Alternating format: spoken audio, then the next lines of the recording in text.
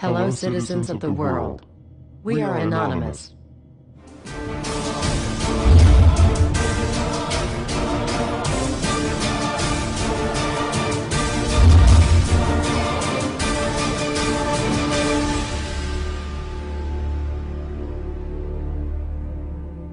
Dear brothers and sisters, now is the time to open your eyes. In a stunning move that has civil libertarians stuttering with disbelief, the U.S. Senate has just passed a bill that effectively ends the Bill of Rights in America. The National Defense Authorization Act is being called the most traitorous act ever witnessed in the Senate, and the language of the bill is cleverly designed to make you think it doesn't apply to Americans. But toward the end of the bill, it essentially says it can apply to Americans if we want it to. Bill summary and status.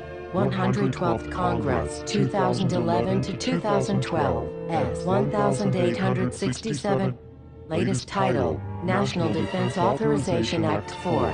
This bill, passed late last night in a 93-7 vote, declares the entire USA to be a battleground upon which U.S. military forces can operate with impunity, overriding posse comitatus and granting the military the unchecked power to arrest, detain, interrogate and even assassinate U.S. citizens with impunity. Even Wired magazine was outraged at this bill, reporting, Senate wants the military to lock you up without trial. The detention mandate to use indefinite military detention in terrorism cases isn't limited to foreigners. It's confusing, because two different sections of the bill seem to contradict each other.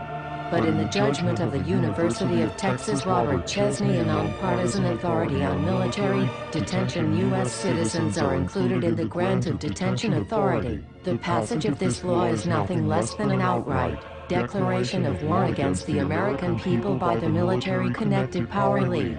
If this is signed into law, it will shred the remaining tenets of the Bill of Rights and unleash upon America a total military dictatorship, complete with secret arrests, secret prisons, unlawful interrogations, indefinite detainment without ever being charged with a crime, the torture of Americans and even the legitimate assassination of U.S. citizens right here on American soil. If you have not yet woken up to the reality of the police state we've been warning you about, I hope you realize we are fast running out of time. Once this becomes law, you have no rights whatsoever in America, no due process, no First Amendment speech rights, no right to remain silent, nothing. The U.S. Senate does not want us to speak. I suspect even now orders are being shouted into telephones and men with guns will soon be on their way. Why? Because while the truncheon may be used in lieu of conversation, words will always retain their power. Words offer the means to meaning and for those who will listen, the enunciation of truth.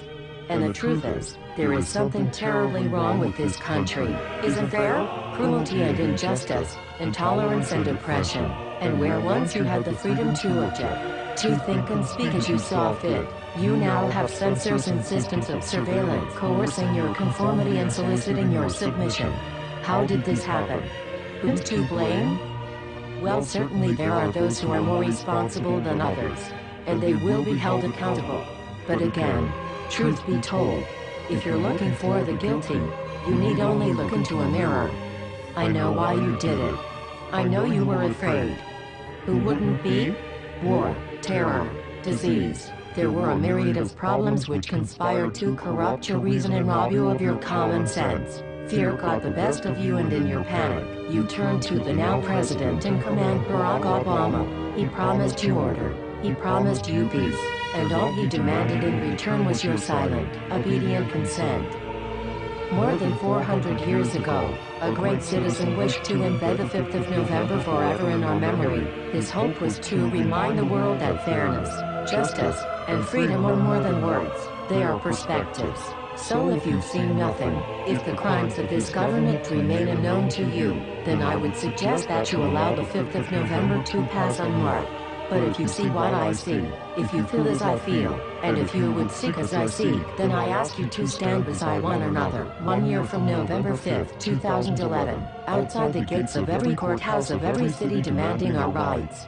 Together we stand against the injustice of our own government. We are anonymous. We are legion. United as one. divided by 0. We do not forgive censorship. We do not forget oppression. U.S. Senate. Expect us.